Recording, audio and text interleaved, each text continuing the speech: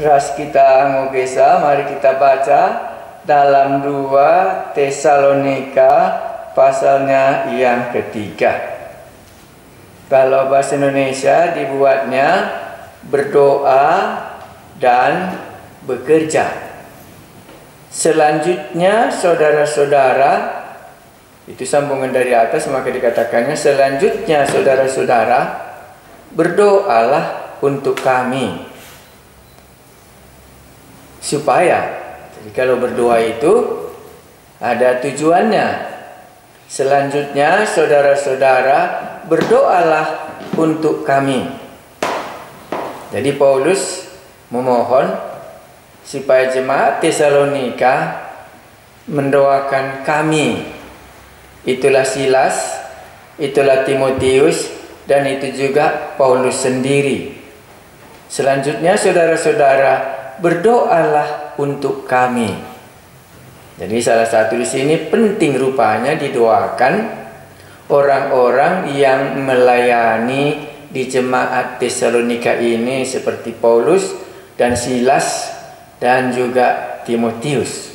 Tidak boleh kita lupakan supaya ada juga kekuatannya untuk mendoakan jemaat. Supaya ini tujuan doa ya, supaya firman Tuhan beroleh kemajuan. Itu satu judulnya. Dan dimuliakan. Sama seperti yang telah terjadi di antara kamu. Jadi topik doa yang diminta Paulus supaya didoakan oleh jemaat Tesalonika ialah supaya firman Tuhan beroleh kemajuan dan dimuliakan. Baru dibuatnya di belakang. Apa maksudnya beroleh kemajuan dan apa maksudnya dimuliakan? Sama seperti yang telah terjadi di antara kamu. Mulai dia meninggalkan Filipi, dia membuat Injil Tuhan maju, pergi dia ke Tesalonika. Dan di Tesalonika firman Tuhan itu diterima mereka, dan firman Tuhan itu dimuliakan, dihargai oleh orang ini. Jadi Paulus meminta supaya jemaat Tesalonika mendoakannya supaya firman Tuhan itu beroleh kemajuan dan dimuliakan. Dua topik doanya sehubungan dengan firman Tuhan.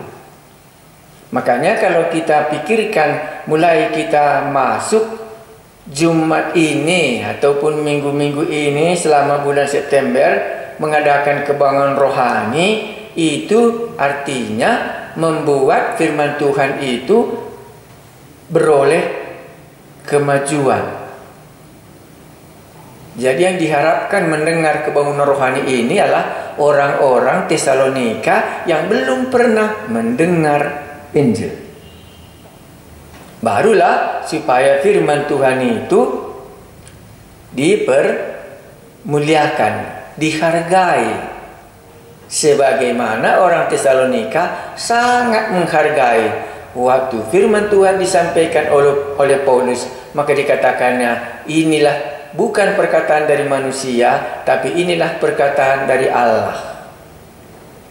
Iya, itulah yang menjadi topik doa kita. Supaya firman Allah itu beroleh kemajuan sampai kepada orang-orang yang belum diselamatkan. Sebagaimana jemaat Tesalonika ini belum diselamatkan. Dan waktu Paulus meninggalkan Filipi, datang dia ke Tesalonika, Injil beroleh kemajuan di tengah-tengah jemaat Kolose ini. Mereka meninggalkan penyembahan berhalanya dan dia mengikut Yesus dan melayaninya.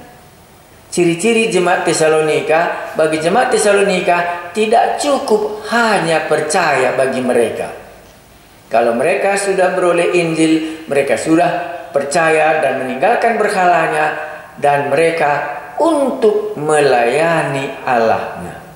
Makanya gampang bagi Paulus meminta jemaat Tesalonika berdoa karena mereka mengerti ayat ini. Begitu mereka mendengar Injil dan begitu mereka melayani Allahnya supaya ada kemajuan firman Tuhan. Jadi bisa kita pikirkan ya, kalau begitu, kalau aku tidak memberitakan tentang imanku kepada orang lain, maka Injil tidak beroleh kemajuan. Makanya boleh kita katakan umurku cuma tambah, tapi Injil nggak beroleh kemajuan dalam hidupku. Ya hebat ya.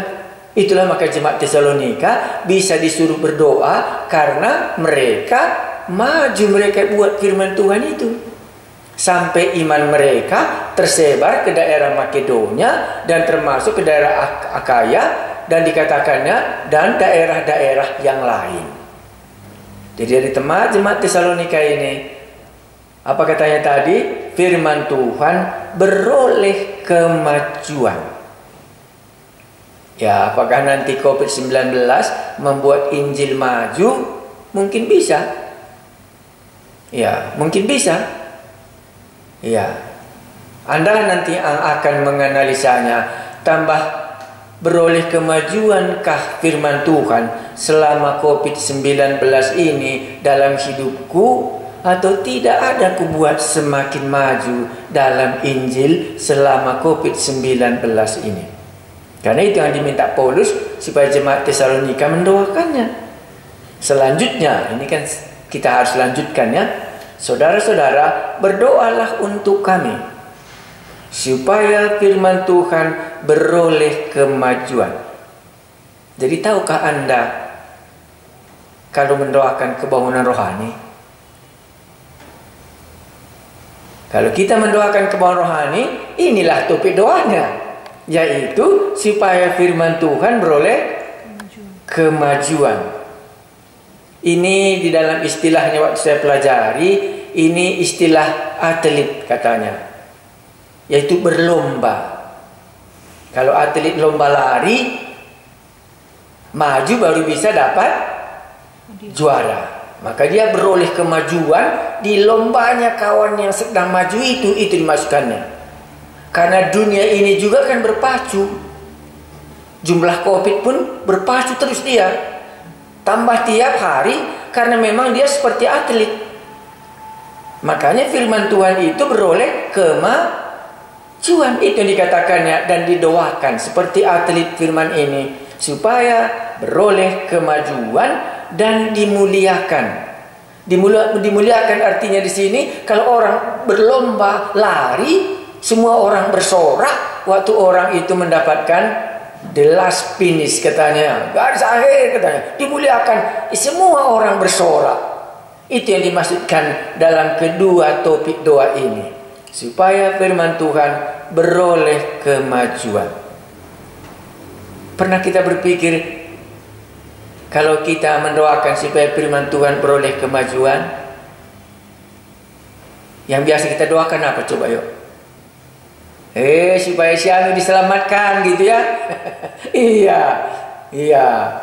Supaya si anu mau menerima Tuhan Yesus katanya. Bagaimana caranya Pak supaya bisa menerima Tuhan Yesus? Katanya kan gitu. Itu namanya yang berdosa yang untung. Iya, bukan Injil tambah kemajuan. Iya. Ini yang dimaksudkan Paulus sangat berbedanya dengan menerima Injil diselamatkan. Makanya dia pakai istilah supaya firman Tuhan beroleh kemajuan dan dimuliakan. Hore katanya, kalau berlomba itu tambah maju dia kan biasanya terus baru dia bisa menjadi juara. Sampai di garis finish, ayo katanya dimuliakanlah semua. Iya, kan biasanya kita lihat kalau pertandingan lewat dia, barulah diangkatnya benderanya, lari dia keliling tanah lapang dan semua orang bersorak memuliakan dia. Akhirnya tukang foto pun tidak ketinggalan. Itulah namanya pertandingan dimuliakan. Demikianlah maunya. Itulah yang diminta Paulus. Dan mereka mengerti betul bagaimana mendoakannya, karena orang Tesalonika punya pengalaman menerima Injil dan memuliakan Injil. Jadi bagi kita yang tidak pernah mengerti ayat ini, pastikan berdoanya topiknya seperti yang kubilang tadi. Doakanlah supaya Namboruku itu bisa menjadi percaya, gitu kan? Iya. Karena pergumulan kita supaya Namboru kita jangan pergi ke neraka ataupun dihukum oleh Allah. Tetapi sebenarnya yang paling cocok kita doakan supaya Injil beroleh kemajuan dan Injil itu dimuliakan. Bisa kita bayangkan pertandingan di tanah lapang tadi, berlari mereka tahu macam-macam, akhirnya dia menang, dan disitulah soraklah orang Injil sampai ke Tesalonika, dan mereka ini menjadi orang yang percaya. Ya, jadi nggak salah Pak doakan si Anu supaya bertobat. Anda baca saja dalam Alkitab, adakah atau tidak, supaya kita belajar lebih dalam. Baca saja dalam Alkitab. Kalau Anda tidak pernah menemukan seperti itu, maka lebih baik topik doa kita, ikutilah permintaan Paulus ini supaya Injil beroleh kemajuan. Ya, itulah yang boleh kita pikirkan. Ya, tapi pernah juga kurasa kulihat doa Tuhan Yesus. Doa Tuhan Yesus menangisi kota Yerusalem. Doa Tuhan Yesus supaya orang-orang di dalam pemberitaan Injil nanti menjadi orang percaya. Jadi tujuannya supaya orang ini percaya kepadanya. Ya. Jadi di situ kembali kepada kemuliaan Allah di Taman Eden, orang ini akan menjadi orang yang percaya kepada Yesus, kepada Allah yang Maha Kuasa, dan tidak lagi percaya kepada apa yang dikatakan oleh si pendusta di dalam dunia ini. Jauh berbeda.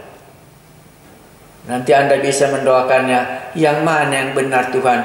Kok Paulus meminta orang ini mendoakan dia supaya firman Tuhan beroleh kemajuan? Ini jumlah orang tambah dan juga daerahnya tambah. Kita sudah belajar dalam Kisah Para Rasul. Dari Yerusalem, Anda langsung bisa lihat, oh ini rupanya artinya firman Tuhan Iya, firman Tuhan itu dikatakannya tadi beroleh kemajuan. Dari Yerusalem, ya begitu ya? Iya, langsung dari Judea, dari Samaria, maju dia terus berlomba. Dan dimuliakan. Makanya di rumah Kornelius itu dipanggilnya Petrus begitu jauh pun kan begitu kan mahalnya ya. Iya. Dan disitulah mereka malam itu seisi rumah Kornelius dan saudara-saudaranya semua sangat bersukacita karena mereka percaya dan dosanya diampuni dan sekaligus dibaptis oleh Roh Kudus. Mari kita pikirkan, mana tahu karena salah berdoa makanya kita nggak memperoleh apa yang kita mau minta. Tadi saya katakan, cobalah cari dalam Alkitab. Apakah Tuhan Yesus pernah menyuruh kita mendoakan Namboruku ini supaya bertobat? Apakah nanti Anda menjumpainya supaya dia mempercayai apa yang dikatakan oleh Allah? Karena jauh kali berbeda itu. Nada waktu kita mendoakannya supaya dia untung. Tetapi kalau kita percaya, maka Allah yang untung. Dulu Adam tidak mempercayai kepada Allah, tapi aku mempercayai dia. Abraham percaya kepada Allah. Makanya barang siapa yang percaya beroleh hidup yang kekal. Percaya di situ, si pembohong dulu dia tidak mendengarkannya. Orang Tesalonika sudah dibohongi oleh berhala-berhala mereka sebelum Injil datang. Dan begitu mereka mendengar Injil, mereka menjadi orang beriman. Kan faith, love, and hope. Dan dengan demikianlah maka Paulus gampang meminta orang Tesalonika mendoakannya, karena orang Tesalonika memiliki pengalaman bagaimana Injil beroleh kemajuan. Maka waktu Paulus mulai menyampaikan Injil, kamu tahu saudara-saudara, bagaimana kami mengalami aniaya, dihina di Filipi. Kan gitu caranya khotbah. Dan dengan keadaan demikianlah kami membuat Injil beroleh kemajuan di tengah-tengah kamu, dan kamu menerimanya. Sekarang sudah bagian Tesalonika mendoakannya. Itulah namanya beroleh kemajuan. Ini sampai sekarang kita yang terus didoakan. Itu nggak pernah Injil beroleh kemajuan dari diri kita sendiri. Sekarang kita yang sudah membuat Injil itu memperoleh kemajuan, dan kita mendoakannya supaya berlomba Injil tadi dengan si pendusta. Akhirnya menang Injil dan dipermuliakan. Berdirilah jemaat Tesalonika. Ya, ayat 2. Apalagi topik doanya? Dan supaya, ini kan kalau berdoa kan supaya, apa yang kita doakan kan? Doakanlah supaya si Anu bisa sembuh dari COVID-19. Itu berarti doanya supaya dia sembuh. Nah, ayat 2 ini apa?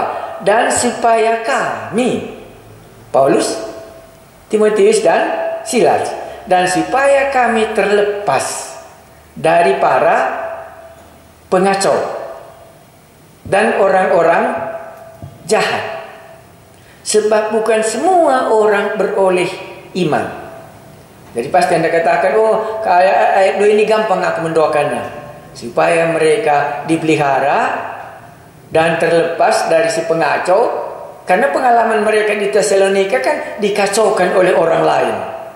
Sehingga ada muncul yang jahat dan harus mereka meninggalkan jemaat Tesalonika. Demikian juga jemaat Filipi. Jadi boleh Anda katakan, oh ini aku tahu topik doanya. Supaya mereka terlindung. Atau, oh aku mendoakannya supaya Allah melindungi. Begitu ya? Ya, aku rasa itu kata topik doanya. Dan supaya kami terlepas dari para pengacau dan orang-orang jahat. Sebab bukan semua orang beroleh iman.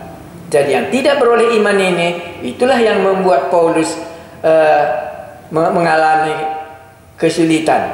Mereka yang tidak beriman inilah membuat mereka kacau dan berbuat kejahatan kepada Paulus. 2 topik doanya. 1 hubungannya dengan firman Tuhan, 1 hubungannya dengan pemeliharaan Allah dalam dia memberitakan Injil itu. Ketiga, ayat 3. Tetapi Tuhan adalah setia. Jadi maksudnya setia, walaupun selama ini datang saja terus pengacau dan datang terus si jahat, tapi Allah itu setia. Melindungi, membuat Injil tadi beroleh kemajuan. Itulah makanya kita sudah belajar kisah para rasul di hadapan raja, dikatakan Paulus kepada Raja Agripa, sampai hari ini Tuhan telah menyelamatkan aku dari tangan semuanya. Dan di sini Paulus katakan tetapi Tuhan adalah setia. Ia akan menguatkan hatimu. Sekarang dalam ayat 3 ini keyakinan Paulus tentang keadaan jemaat Tesalonika. Tetapi Tuhan adalah setia, tidak akan meninggalkan kamu yang ada di Tesalonika. Ia akan menguatkan hatimu. Jadi bisa kita kuat rupanya mengikut Tuhan, karena Tuhan yang menguatkannya. Kan begitu di sini. Ya, tetapi Tuhan adalah setia. Ia akan menguatkan hatimu dan memelihara kamu terhadap yang jahat. Maka sampai di sini nampaknya Tesalonika belum ada satupun yang dibunuh oleh orang ini.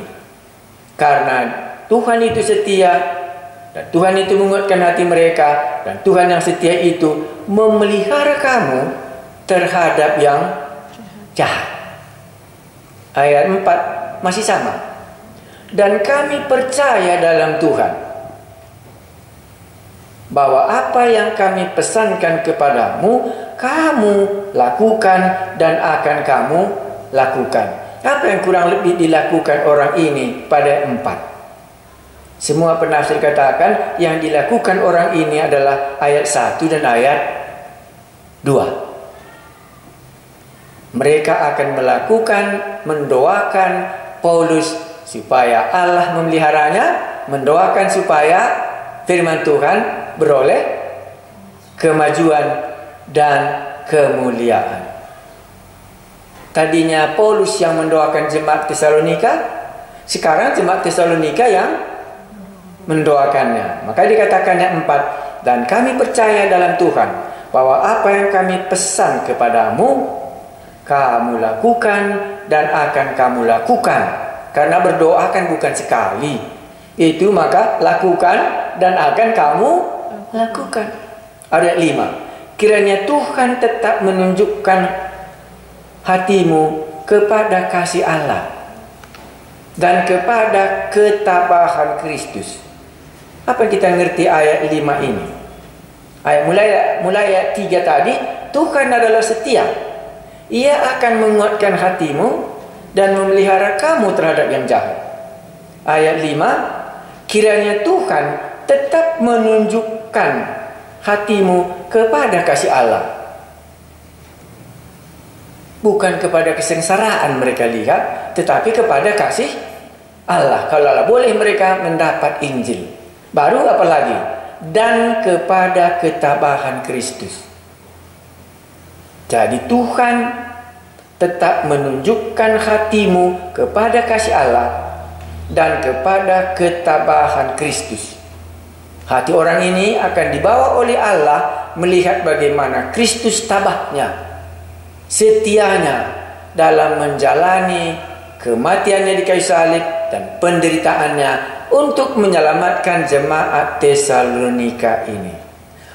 Supaya mata mereka tidak tertuju kepada kesengsaraan, aniaya, dan penderitaan yang sedang mereka alami dari bangsanya sendiri. Paulus, kiranya Tuhan tetap menunjukkan hatimu kepada kasih Allah, supaya kamu lebih melihat kasih Allah daripada penderitaan yang kamu alami. Ini menjadi dua yang sangat penting kali dalam hidup kita, supaya semua situasi memungkinkan hati kita tetap melihat kasih Allah dalam hidup kita, dan supaya kita tetap melihat bagaimana penderitaan Kristus untuk menyelamatkan kita orang yang berdosa ini. Supaya mata kita tidak melenceng kepada dunia yang sedang akan menuju kepada kebinasaannya ini. Barulah mulai ayat 6. Itu berbeda topiknya. Tadi mengenai doa, sekarang mengenai bekerja.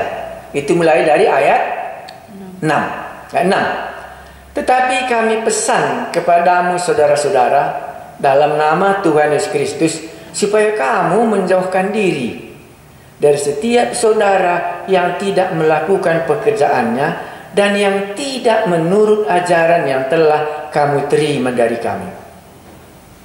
Sebab kamu sendiri tahu bagaimana kami harus mengikuti teladan kami.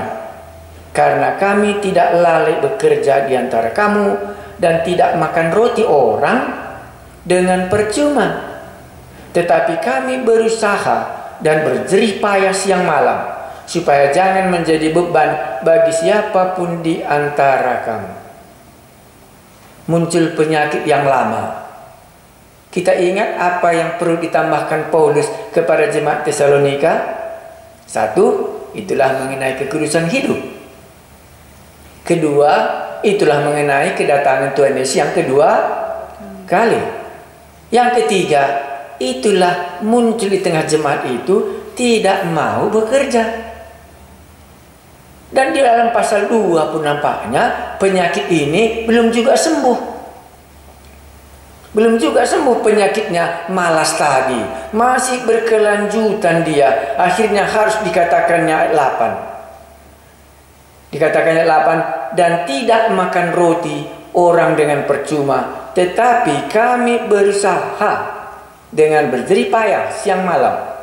Ayat bukan karena kami tidak berhak untuk itu, melainkan karena kami mau menjadikan diri kami teladan bagi kamu, supaya kamu ikuti. Sebab juga waktu kami berada di antara kamu, kami memberi peringatan ini kepada kamu. Jikalau seorang tidak mau bekerja, janganlah ia makan. Dilanjutkan. Karena perubahan di tengah-tengah jemaat mengenai malas terus ada, tidak sembuh. Maka dalam suratnya yang kedua pun masih diulanginya, dan nadanya sudah semakin lebih keras, yaitu siapa yang tidak bekerja janganlah ia makan. Dan bahkan sudah dikatakannya ayat 6, yaitu apa dikatakannya? Supaya kamu menjauhkan diri dari setiap saudara yang tidak melakukan pekerjaannya. Saya ingat ini dalam kitab Efesus. Orang jemaat Efesus dikatakannya demikian. Kalau dahulu kamu mencuri, sekarang jangan lagi lah mencuri, tetapi bekerjalah supaya kamu dapat memberikan kecukupan kepada dirimu dan dapat membantu bagi orang yang berkekurangan. Jadi rupanya kalau tabiat latar belakang jemaat Efesus tidak jauh beda dengan jemaat Tesalonika, berasal dari penyembahan berhala. Hanya di jemaat Efesus mereka latar belakangnya mabuk-mabuk anggur dan mencuri. Di sini rupanya latar belakang mereka ini malas. Iya.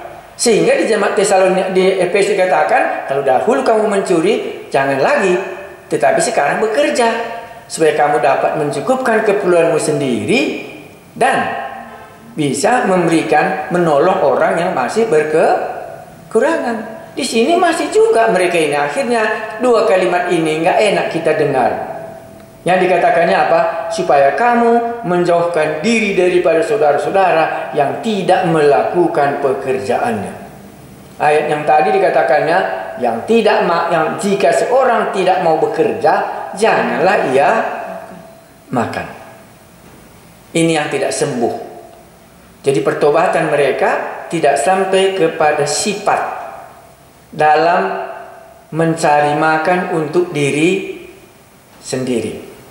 Ayatnya 11. Kami katakan ini karena kami dengar bahwa ada orang yang tidak tertib hidupnya dan tidak bekerja, melainkan sibuk dengan hal-hal yang tidak berguna. Rupanya bukan saja dia tidak bekerja, tapi banyak kali urusannya merusakkan. Ya, namanya kan kalau tidak bekerja, apa saja yang dikerjakan toh. Nah, makanya di sini dikatakannya dia tidak bekerja, melainkan sibuk dengan hal-hal yang tidak berguna. Orang-orang yang demikian kami peringati dan nasihati dalam Tuhan Yesus Kristus, supaya mereka tetap tenang melakukan pekerjaannya, dan dengan demikian makan makanannya sendiri. Jadi tidak menjadi beban bagi teman seiman. Karena bisa dipakainya. Kan tadi jemaat Tesalonika ini cirinya kan sangat mengasihi. Iman, kasih, dan pengharapan. Jadi dipergunakan orang malas inilah. Kasih orang Tesalonika ini mendapat keuntungan. Dan bukan saja itu saja. Banyak hal-hal yang tidak berguna disibukkannya, membuat jemaat tidak hidup tertib dan menjadi malu di luar jemaat. Makanya di sini dia katakan, kami peringatkan itu di dalam Tuhan Yesus Kristus, supaya mereka tetap tenang melakukan pekerjaannya, dan dengan demikian makan makanannya sendiri. Dan Paulus mengungkapkan itu waktu dia datang ke Tesalonika, dia sendiri bekerja supaya hidupnya bisa tertib. Jadi di sini ada malas di tengah-tengah jemaat Tesalonika, dan belum sembuh penyakitnya itu, harus lagi diperingati. Ayat 13. Dan kamu saudara-saudara, janganlah jemu-jemu berbuat apa yang baik. Kenapa dia bisa jemu berbuat apa yang baik? Karena temannya tadi ngapain? Ya malas. Akhirnya tiap hari kawan ini seperti itu, akhirnya berubah dia karena kawannya tadi tidak maju imannya. Itulah maka disambungnya di sini. Dan kamu, ya, kepada yang malas ada nasihatnya, ya, kepada yang baik juga ada nasihatnya. Dan kamu saudara-saudara, janganlah jemu-jemu berbuat apa yang baik. Jika ada orang yang tidak mau mendengarkan apa yang kami katakan dalam surat ini, bagaimana katanya coba? Tandailah dia dan jangan bergaul dengan dia supaya ia menjadi malu. Ini namanya pengucilan. Tandai. Yo, sakit juga ya. Kita anggota jemaat Tesalonika ditandai anggota jemaat kita, oh ini yang malas. Dan datang pun kita nggak di welcomekan orang, karena saat datang kita hanya mencari makanan keuntungan dari tengah-tengah jemaat. Jadi inilah membuatnya menjadi susah. Iya, jadi ditandailah orang-orang yang malas gitu ya. Kan ditandai katanya kan? Iya, tandailah dia dan janganlah bergaul dengan dia. Rih pe ialah bukan kala, benia kala malas. Itulah sakitnya di sini sebenarnya. Orang kalau begitu Pak, pertobatan itu menyangkut rajin. Karena mungkin tidak pernah juga kita berpikir malas itu rupanya dosa. Makanya Paulus tadi katakan, kami bekerja siang malam. Rupanya dosa itu juga, malas itu juga dosa rupanya kalau demikian. Kalau tidak, masa dia ditandai? Oh, ini si Anu, namanya si Polan. Tandai dia sebagai orang yang malas. Dan sesudah itu, janganlah bergaul dengan dia. Kalau kita nggak bergaul lagi dengan dia, di mana nanti dia cari makan? Kalau nggak ada kawan yang mengajak dia makan siang, maka dia harus cari sendiri. Nah, inilah yang dikatakan tadi waktu dia cari sendiri, itulah dia pergi kepada orang-orang kaya di Roma yang bukan orang Kristen. Karena orang-orang kaya di Roma itu sangat bersedia meminta pertolongan dari orang-orang yang malas-malas di pasaran dan menolong, baru diberikannya bantuan, pulang dia. Dan inilah membuat nama Tuhan tidak dipermuliakan. Makanya di sini bukan saja dosa dosa ketidakkudusan harus ditandai. Orang malas pun harus ditandai rupanya. Kan begitu di sini. Tandailah dia dan janganlah bergaul dengan dia. Tujuannya apa? Supaya ia menjadi malu. Kalau nggak begitu dibuat, nggak tahu dia. Akhirnya bisa dia malu. Ayat 15. Tetapi janganlah anggap dia sebagai musuh. Ya. Tetapi tegurlah dia sebagai seorang saudara. Ini yang baik ya. Tegurlah dia sebagai seorang saudara. Iya, itulah yang baik dari cerita ini. Ya. Jadi ada, kita ulang ya. Nah, kita lanjutkan supaya selesai kita bahas. Dan ia, Tuhan damai sejahtera, kiranya mengaruniakan damai sejahteranya terus menerus dalam segala hal kepada kamu.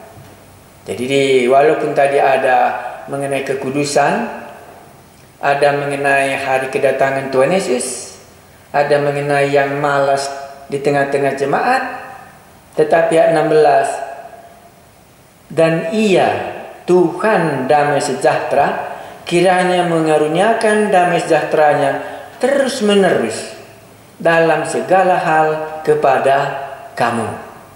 Jadi masih ada damai. Walaupun saudara ini malas, ada damai. Walaupun ada ajaran yang sudah mengatakan kita nggak ikut dibangkitkan, walaupun ada ketidakkudusan, tetapi damai sejahtera yang dari Allah terus menerus dikaruniakan kepadamu. Tuhan menyertai kamu sekalian. Salam daripada aku, Paulus. Salam ini kutulis dengan tanganku sendiri. Inilah tanda dalam setiap surat. Beginilah tulisanku. Supaya jangan orang salah mengenal tulisan Paulus. Nah, kasih karunia Tuhan, kasih karunia Yesus Kristus Tuhan kita menyertai kamu sekalian. Nah, sampai di sinilah kita bisa belajar surat Tesalonika ini. Nah, umumnya kita mencoba berapa jauh kita sudah dapat selama COVID ini. Beroleh kemajuankah Injil? Beroleh kemajuankah firman Tuhan? Bagi saya dululah, selama ini sudah lama kali saya berpikir bagaimana membuat khotbah-khotbah yang baru. Ya, khotbah-khotbah yang baru, karena khotbah-khotbah radio kita itu hampir semuanya umurnya 20 tahun yang lalu lebih. Jadi sudah lama saya pikirkan bagaimana bisa membuat khotbah yang baru, dan nggak terjadi. Tapi dalam COVID ini sudah muncul khotbah kita yang baru, seluruh kitab Markus, seluruh kitab Kisah Rasul. Setidaknya bisa kita ingat dari Markus itu Yesus datang untuk melayani. Jadi siapa saja yang membaca kitab Markus hari ini, setidaknya bisa dia lihat, oh Yesus datang untuk melayani orang lumpuh. Oh Yesus datang untuk melayani orang garasa, gitu ya. Oh Yesus datang untuk melayani anak-anak. Ya, biarkanlah anak-anak itu datang kepadaku. Oh ya betul. Tahu aku sudah dari Injil Markus. Oke, Anda bisa baca sekali lagi untuk menambahkannya. Nah, barulah kita sampai kepada Kisah Rasul, kita bisa melihat Injil tadi semakin beroleh kemajuan. Yesus naik ke sorga, bukan berhenti Injil. Itu salah satu. Yesus naik ke sorga, turun Roh Kudus, membuat Injil semakin maju. Akhirnya tahu juga kita pekerjaan Roh Kudus dalam pekabaran Injil. Baru tahu juga kita, oh misi Paulus pertama, misi Paulus kedua, misi Paulus ketiga. Maju Injil karena selesai buku Kisah Para Rasul. Sesudah itu masuk lagi kita ke buku surat Filipi. Oh buku itu apa isinya? Oh buku itu buku persekutuan antara orang percaya dan juga termasuk pelayanan badan misi Paulus. Maka budak Filipi salah satu tidak bisa kita lupa. Apa yang dimulai oleh Allah, Dia yang akan melanjutkannya sampai kedatangan Tuhan Yesus yang kedua kali. Baru dikatakannya, oh persembahan yang kau kirimkan, persembahan yang diterima oleh Allah dan yang berbau harum. Oh Filipi apa masalahnya? Oh Filipi ini perlu merendahkan diri. Makanya dibuatnya Yesus yang adalah dalam rupa Allah, tetapi menjelma menjadi manusia, bahkan seperti pelayan, dan bahkan mati sampai di kayu salib. Karena itu demikianlah hendaknya kita satu persatu merendahkan diri, jangan mengingat kepentingannya sendiri. Nah, kan tambah kemajuan jemaat, kupikir. Barulah jumpa kita jemaat Tesalonika, jemaat yang menderita. Tetapi iman mereka tambah, kasih mereka tambah, apalagi yang tambah? Pengharapan mereka tambah. Oh, tapi di dalamnya masih perlu yang ditambahkan. Oh, ditambahkan tentang apa? Tentang kekudusan di tengah-tengah jemaat. Apalagi yang perlu ditambahkan? Oh, tentang kedatangan Tuhan Yesus kedua kali. Apalagi ditambahkan? Supaya yang malas-malas di gereja jangan lagi menjadi malas. Yang tidak bekerja, dia tidak berhak untuk makan. Nah, inilah yang dapat kita lihat. Oh, tambah maju rupanya, kupikir. Mari kita berdoa. Kami mengucap syukur Tuhan kami Yesus, Engkaulah yang membuat firman-Mu beroleh kemajuan. Engkau juga yang membuat firman-Mu boleh dimuliakan di tengah-tengah kami. Selama bulan COVID ini sudah ada bagian firman-Mu yang telah kami selesaikan bersama-sama. Demikian juga hamba-hamba-Mu yang lain. Mereka bisa membagikan firman Tuhan yang mereka tahu. Dan mereka juga bisa mengungkapkannya. Dan hamba-hambamu itu juga mempercayai apa yang Dia katakan. Sekarang kami berdoa buat satu bagian. Itulah rencana kebangunan rohani.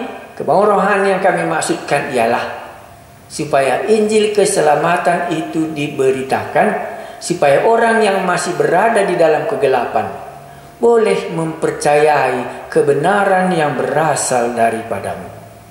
Kuduskan kami.